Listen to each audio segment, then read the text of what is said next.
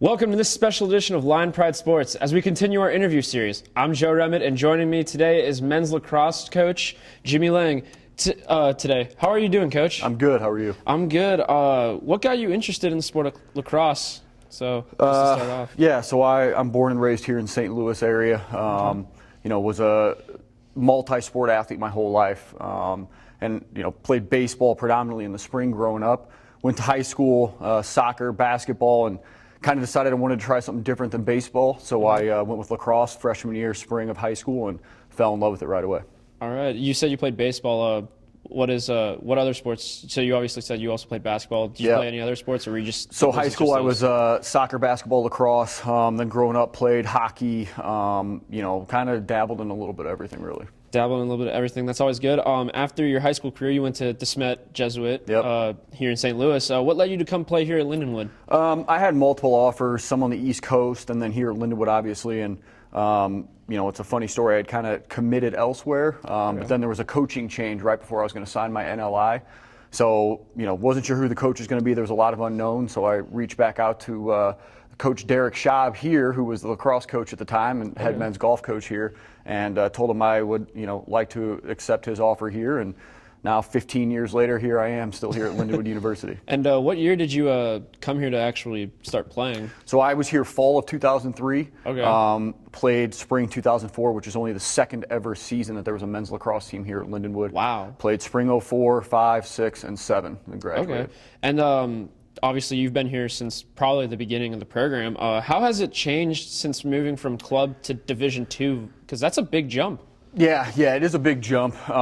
We were a very successful club team. Lindenwood offers a lot, and you guys know that. So at the club level, we had no problem getting kids interested in coming here. I mean, there weren't any club teams that played in a stadium like Hunter Stadium, and it was very, very similar back then to what it is now. Okay. Obviously, there's been a few additions, but so that was a big draw. That helped. Making the jump, wasn't too tough. We had a lot of experienced players. We were just able to grab more and more experienced and talented lacrosse players to, be very successful very quickly at the Division II level. Yeah, I could comment that with the club stuff. I play water polo here currently for the school, so the club funding is insane as well. What was the transition like for you to be a assistant coach to now a head coach? Yeah. That's obviously that's also a very big transition. Yeah, my process was a little different. Being here and only coaching here, I started coaching the year after I graduated, so I was a GA. So I was a GA and coaching the offense, and that was tough, coaching guys that, were your best friends. So went from that to being kind of a part-time assistant, full-time assistant, associate head coach. So kind of worked my way up the ladder over a 6-year period of working under somebody else to finally being the head coach myself. Yeah, that's an insane jump. What is it like now that you guys are actually independent? How hard is it going to be for your schedule? Obviously, you guys kick off the season against Young Harris College in Georgia. So how do you think you guys are going to handle that? We were an independent last year as well. In Division II men's lacrosse, there are no automatic qualifiers. So being in a conference doesn't necessarily mean anything towards going to the national tournament. Yeah. If you win it, there's still no guarantee you're going to the national tournament. So what we try to do is just create a very competitive schedule, and obviously you have to win some of those games. So we're excited. I think we're going to be very good again this year. We're very young. We have 15 new guys on the roster. Wow. So 25% of our team is brand new. Okay. So this fall we did a lot of individual type work and trying to figure out what each person was going to bring to the table, because obviously we saw them play in high school, but it's a little bit different getting up against college athletes. So, so now we know what everybody has, and early spring is going to be about developing as the team as a whole. Yeah, and you said it. 3 years ago in 2014, the team brought in 17 total new players. This year they brought in 15. How does it feel to get like a big recruiting class like that? Because that's obviously kind of hard. Yeah, it's a testament to Lindenwood itself. We get, I would say, our commitment rate once we get kids on campus is 80-85%. Wow. Once kids get here and see what we have to offer, and we always encourage our recruits to go visit other schools, because we're very confident that what we have here is better than most places. So we love for them to go see other schools and then come back and realize that it's not going to get much better than here at Lindenwood University. Yeah. You have kids also ranging everywhere in the U.S., obviously from the East Coast to even the West Coast. Yeah, I think we're at about 14 states and 2 provinces in Canada on our roster right now. How does that? How do you get those recruits from those areas? Because those are obviously big hotbeds for lacrosse. Yeah, a lot of traveling over the summer. You know, a lot of recruiting tournaments, all East Coast, West Coast, North, South, up in Canada, and just being able to see a lot of kids. And then obviously, you know, through highlight tapes, you know, it's tough to get everywhere, especially when we pretty much have to fly to every recruiting event because they're about a 10, 12-hour drive. So we're flying quite a bit, but you know, just communication, and then the big part is getting them here on campus. Like I said, getting them here, getting to meet them and their families, and once they get to see what we have to offer, it usually kind of works itself out from there. That's good, and you also have a lot of kids from the area also. So you know, we say we want to win our own backyard. And, being you know, kind of the premier team in the Midwest, it's important for us to get, you know, the best kids that we can from the St. Louis area. And then going to it, lacrosse is on the rise all over the United States. As a native of St. Louis, how do you think it's growing or developing here in St. Louis especially? Great. You know, being somebody that played here in high school and seeing more and more teams popping up. You know, Francis Howell out here in the St. Charles area has a team now, and they didn't 5 years ago. So it continues to grow, you know, not only at the high school level, but at the club level, and especially the youth level. That's the biggest difference I've seen in the past 5 to 10 years is the youth level. Because when I was growing up, there was no youth lacrosse. Really? Now you can start third grade playing lacrosse, and it really helps develop the lacrosse players in the St. Louis area. Going back to the season, talk about the season that's upcoming, about the roster and just the schedule. Like, how do you guys think you'll do this season? So, you know, like I mentioned, we have 15 new guys. We got a lot of young, new players. They're going to be some role players this year, and we're excited about them. And we've got another competitive schedule. You know, we're going to start off, we've got Wheeling Jesuit, who's kind of a foe of ours from our old conference.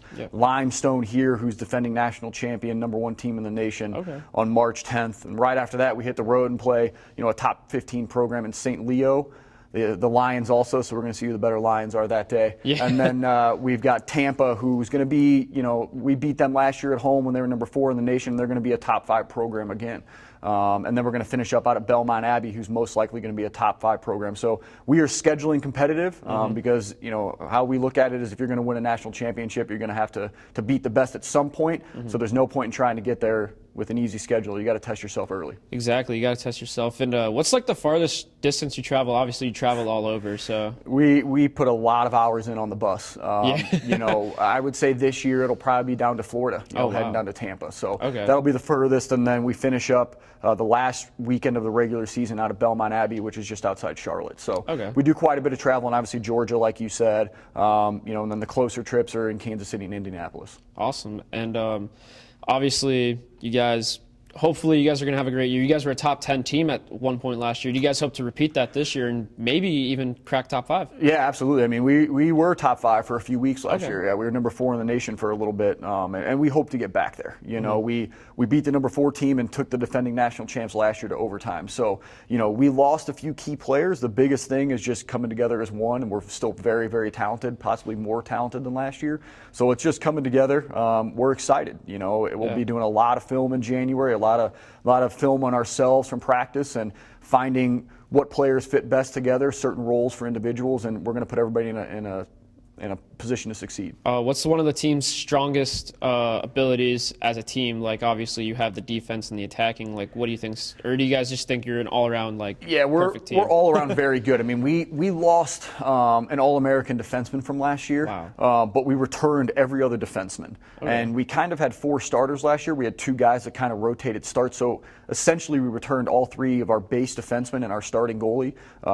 So defensively, we're going to be very strong as a unit again this year. We have 2 seniors that are going to kind of be leading that, and a junior that played a lot last year. And then we've got some young guys they're going to be filling in also. Offensively, we did lose, you know, a North-South All-Star member as well, another strong player. But we brought in a lot of firepower on the offense. So it's just getting everybody on the same page offensively, and we should have a much stronger year as a unit offensively. Yeah, and that's always a good thing. It's always hard to lose seniors when, especially, they're like the key leaders. So, like you said, hopefully they can lead you guys back to another top 10 finish. So hopefully I can make it out to some games. Hopefully some of those bigger games are here in St. Charles that I can just come and watch. Yeah, absolutely. You know, the big one March 10th against the defending national champs, Limestone. Here? Yeah, that's a big one. Saturday, March 10th. It's the Saturday starting spring break, so it'll be tough. But, you know, we encourage everybody to come out. You know, lacrosse is a fast-paced, hard-hitting, goal-scoring sport. So it's a lot of fun. You know, we're a spring sport, but it's usually about 30 degrees for the beginning of our season.